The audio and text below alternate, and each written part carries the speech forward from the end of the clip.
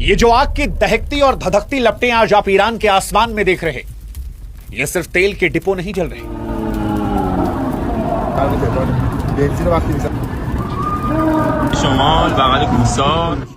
बल्कि उस global system की बर्बादी का सबूत हैं जिसकी तपिश आगे आने वाले दिनों में दिल्ली से लेकर इस्लामाबाद, न्यूयॉर्क से लेकर लंदन और बीजिंग तक हमें आपको महसूस होगी। इजराइल की मिसाइलों ने ईरान के जिन ऑयल हब्स को मलबे में तब्दील किया, वो सिर्फ हमला नहीं था, वो पूरी दुनिया की इकॉनमी की नसों को काट देने जैसा था। आज तेहरान से उठता यह काला धुआं इस बात का सबूत है कि मामला हाथ से निकल चुका है। दुनिया एक ऐसी तबाही की तरफ बढ़ चुकी है जहां से वापस आने का रास्ता ही नहीं दिख रहा। ईरान धधक रहा है, अमेरिका इजराइल के बारूद की भूख खत्म नहीं हो रही और चीन की रातों की नींद उड़ चुकी है, क्योंकि जो महाशक्ति बनने की उसकी मशीनरी थी, उसका ईंधन इन्हीं जलते हुए कुएं में स्वाहा हो रहा है। हालांकि परेशान सिर्फ चीन नहीं है, डर और सवाल भारत के लिए भी है। सवाल कि क्या हमारी सरकार खाड़ी के इन तपते रेगिस्तानों में अपने फंसे 90 लाख लोगों को इस मौत के जाल से सुरक्षित बाहर निकाल पाएगी? उन लोगों का क्या होगा जिनकी नौकरियां इन खाड़ी देशों में थी? और क्या आम भारतीय हमारे आपके जैसा उस दिन के लिए तैयार है जब पेट्रोल डीजल की कीमतें सिर्फ एक आंकड़ा नहीं, बल्कि आपके रसोई के बजट और आपके बच्चों की पढ़ाई का फैसला करेगी? क्या हम और आप झेल पाएंगे उन फोन कॉल्स का बोझ जो सऊदी, कुवैत या फिर कतर से अपनों की आखिरी सलामती की गुहार लेकर आएंगे?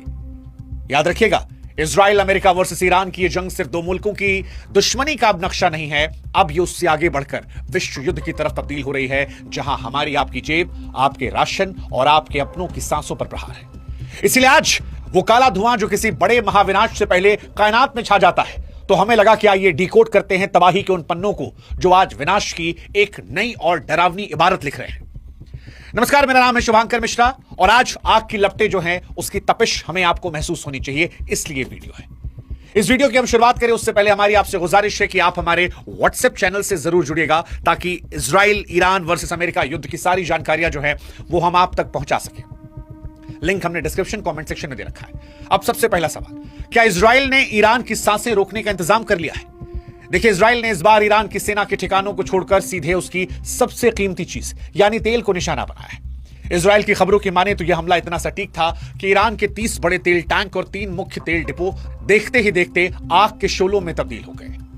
यहां पर इजराइल और अमेरिका का साफ साफ कहना था कि ईरान अपने तेल के पैसे का इस्तेमाल जनता की भलाई के लिए नहीं, बल्कि दूसरे देशों में लड़ाइयां करवाने और आतंकी गुटों की मदद करने के लिए करता है।